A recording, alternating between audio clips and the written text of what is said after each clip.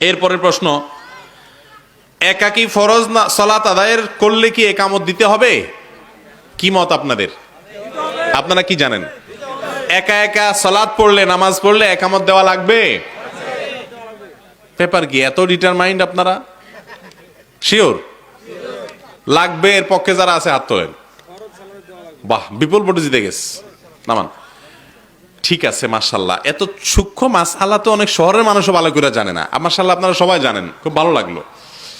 মাসআলাটা অনেকেই জানে না, আপনারা জানেন মাশাআল্লাহ। বেশিরভাগ লোক হাত তুলছেন এবং এই হাত তোলা পার্টি জিতে গেছেন। সেটা হলো, নামাজ যদি আপনি ফরজ নামাজ যদি পড়েন, ফরজ কথার কথা জোহরের মসজিদে জামাত শেষ আপনি একা একা পড়তেছেন, তাহলে উত্তম হলো একামত দিয়ে এরপরে নামাজ শুরু করা এবং ইমাম সাহেবের মতো জোরে জোরে তাকবীরগুলা দেওয়া। কথা কি বুঝাতে পারছি? কেন করবেন এটা বলেন তো? কারণ আপনি একা একা যখন নামাজ পড়তেছেন এই নিয়তে জোরে জোরে পড়বেন যাতে আপনার পরে কোনো মুক্তাদি যদি পরে আসে সেও যাতে আপনার সাথে এসে কি করে, জামাতে শামিল। সে আপনার পাশে দাঁড়ায় গেলেই জামাত শুরু হয়ে গেল। বুঝেন নাই কথা? আর যদি 3-4 জন মিলে হয় তাহলে আপনার গায়ে এরকম টাচটা করে পিছনে দাঁড়ায় যাবে, ব্যাস জামাত শুরু হয়ে গেল। আপনি তাদের নিয়ত করে এখন থেকে ইমামতি শুরু করে দিলেন। কথা বুঝেন নাই? এই জন্য একামত দিয়ে নামাজ শুরু করাটা উত্তম। কিন্তু কেউ যদি না দেয় কোনো অসুবিধা নাই, নামাজ হয়ে যাবে। এরপরে প্রশ্ন, নামাজে মনোযোগ সৃষ্টির জন্য চোখ বন্ধ করে রাখা যাবে কিনা? খুব দরকারি প্রশ্ন। অনেকে আছে চোখ বন্ধ করে নামাজ পড়লে মনোযোগ থাকে, চোখটা খুললে ওনারা মনোযোগ থাকে না, আছে না নাই? তো এরকম যদি হয় তাহলে চোখ বন্ধ করে নামাজ পড়া জায়েজ আছে, কিন্তু এটা অভ্যাস বানানো জায়েজ নাই। মাঝে মধ্যে আপনি একটু চোখ বন্ধ করলেন, সাধারণ অবস্থাতে চোখ বন্ধ না করে মনোযোগের জন্য চোখ বন্ধ করলেন, আবার স্বাভাবিক হয়ে গেলেন। কিন্তু অনেকে আছে নিয়মিত সবসময় চোখ বন্ধ করে রাখে, এটা সুন্নতের খেলাফ। এটা সুন্নতের, নামাজের সময় আপনি সেজদার দাগের দিকে তাকাবেন, তাকানোটা সুন্নত। হ্যাঁ, মনোযোগের জন্য মাঝে মধ্যে চোখ বন্ধ করেন, তাতে অসুবিধা নাই।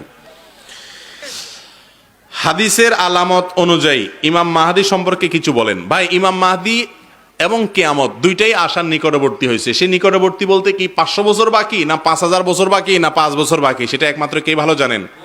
আল্লাহ ভালো জানেন। বিধায় আমরা ক্ষণ বলতে পারবো না যে এত সালে আসবে, অমুক সালে আসবে। এটা যদি কেউ বলে সেটা ভুল, প্রস্তুতি নিতে হবে। আচ্ছা, এরপরে প্রশ্ন হলো, মানুষের মৃত্যুর পর 3 দিন, 10 দিন, 40 দিন পালন করা শরীয়তে জায়েজ আছে কিনা? এটা বললাম এতক্ষণ। মাছের পানি খাওয়া হারাম কিনা? নাকি মোষের? ও মওকাত দেন নাই, এখন মাছ মোষ দুইটাই আছে, দুইটারই ফতোয়া দিয়ে দিয়ে একসাথে। দাঁড়ান, মাছের পানিও খাওয়া জায়েজ, আর মোষের পানি যদি ভুলে চলে আসে তাহলে খাইতে অসুবিধা। আমার দেশে মানুষ মনে করে যে আপনার মোচের পানি খাইলে গুনাহ হয়ে যায়, মোচ দোয়া পানি খাইলে। এরকম কোনো কথা নাই যেটা খাইলে গুনাহ হয়ে যায়। অনেক ওলামায়ে মাকরু বলেছেন, কারণ মোচে আপনার অপরিষ্কার থাকে, আপনি মুখ দিলে তার মোচ দন না, ওর মধ্যে ভাইরাস বুইরাস থাকবে, ময়লা টয়লা থাকবে, এটা আপনি খাবেন কেন? এটা তো অরুচিকর। এটাকে মাকরু বা অপছন্দ নিয়ে বলেছেন, কিন্তু হারাম হবে না, বড় কোনো গুনাহ হবে না। আপনার ওই যে একটা প্রসিদ্ধ কথা আছে না, যে একজন মদ খাইতেছে, তো এরকম বড় লম্বা মোচ রাখছে, মস্তান আর কি, এরকম মোচুরে দিয়ে মদ খায়। কিরে এরকম করস কেন? কয়েক কারণ মোচ লাগে গেলে হারাম হয়ে যাবে, মাকরু হয়ে যাব। খাইতেছে কি হারাম। এই জন্য কি খাইতেছেন সেটা হলো মেইন, কিভাবে খাইতেছেন এটা এত গুরুত্বপূর্ণ। হালাল খানা যদি খান মোচে লাগা যায়, অসুবিধা নাই। আর যদি হারাম খানা খান মোচে না লাগলেও অসুবিধা আছে। মোচে লাগলে এটা কোনো বড় কোনো অসুবিধা নাই।